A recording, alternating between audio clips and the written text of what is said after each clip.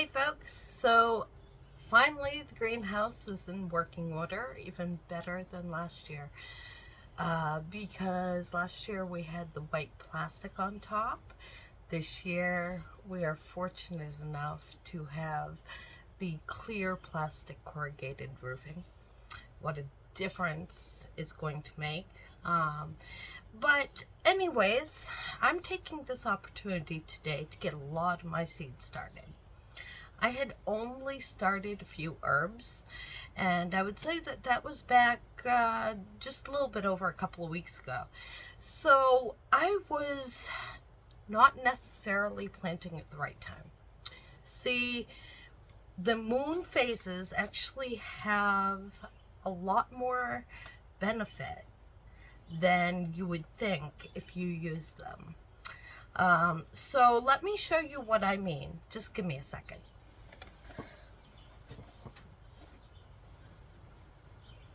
So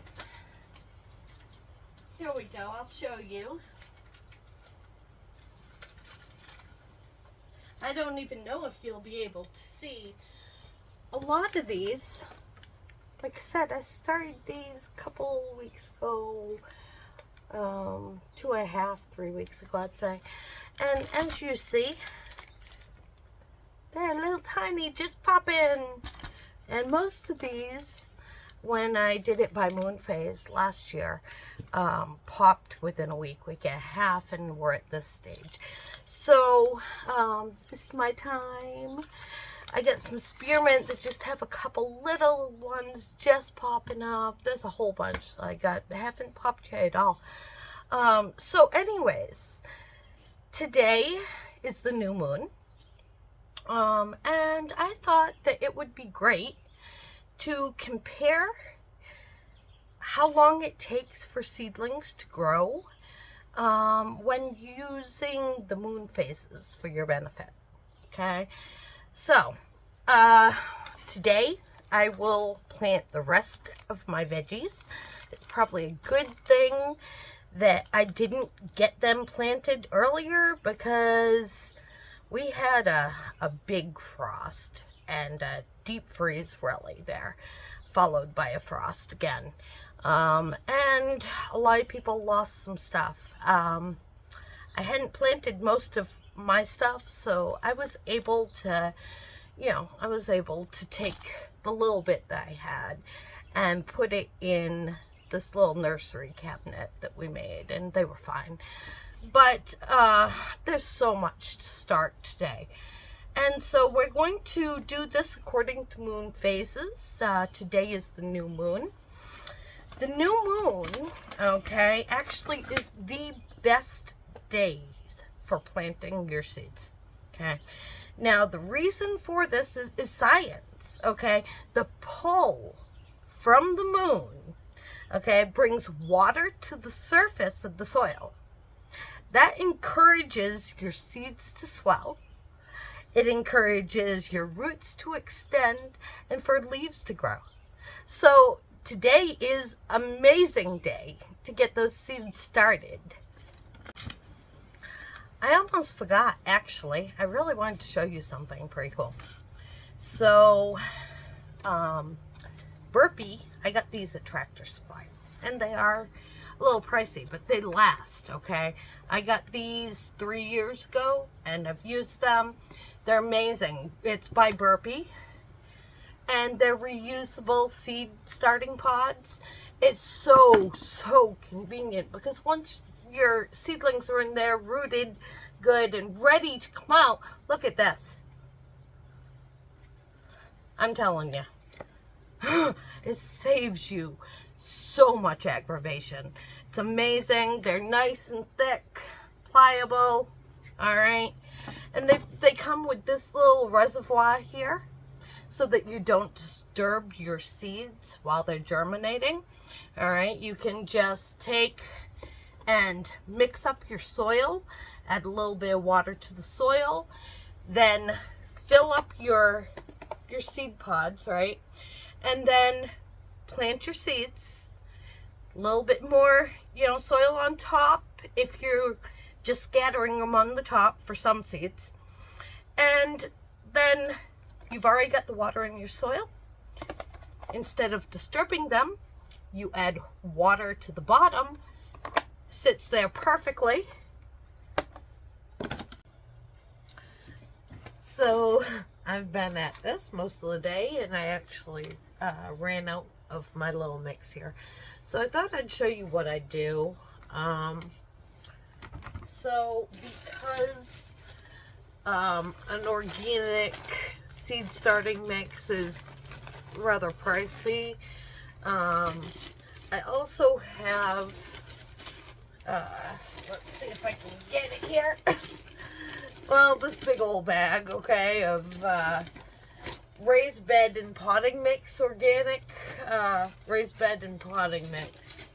And so what I do is I take about a third of the seed starting mix to 2/3 of the raised bed mix, and you know, I mix them together, which I've already actually done. I mix those together at that ratio. Now I'm going to add some water to it.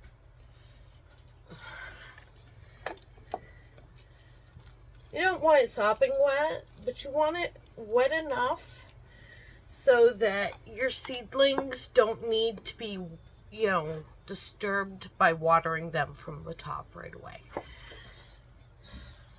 I learned that last year with my first garden. I'm still new at this, y'all.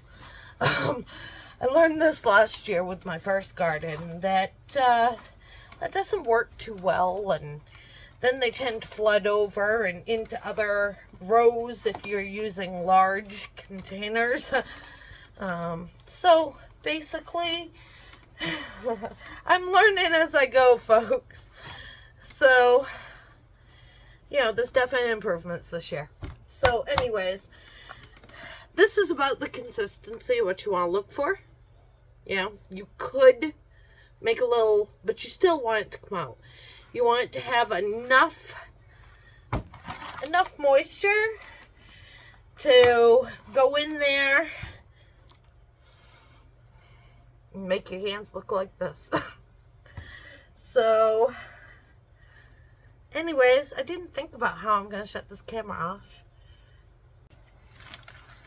So, as I said before, I absolutely love these now that they're planted in there. I'm going to put some water in the base of this. That way, because the soil was moist, I don't have to disturb the new seeds. And the only thing that I have a hard time with is it doesn't have a dome. But that being said, when we built our greenhouse last year, we had this plastic everywhere, and I saved scraps, put them into a soil bag that was cleaned out, and I saved scrap. So this is going to be my cucumbers, and basically I just fill these containers and, you know, take my fingers and push it down till there's slight resistance. And next plant. Oh, did I mention, I'm sorry, I'm very scatterbrained. My ADHD gets me sometimes, but I keep forgetting to mention that the mixture of the soil between the seed starting mix and the raised bed mix, being a 2/3 to 1/3 ratio, will actually help your seedlings to adapt to going into the ground or raised beds. Great trick, huh? So I take and I put about 1/2 inch of water in for these size cups here. And I put that down in there. That way they get all the water they need to stay moist. I take that plastic that I saved from the building of the greenhouse, and I pick up this and fold those sides down under.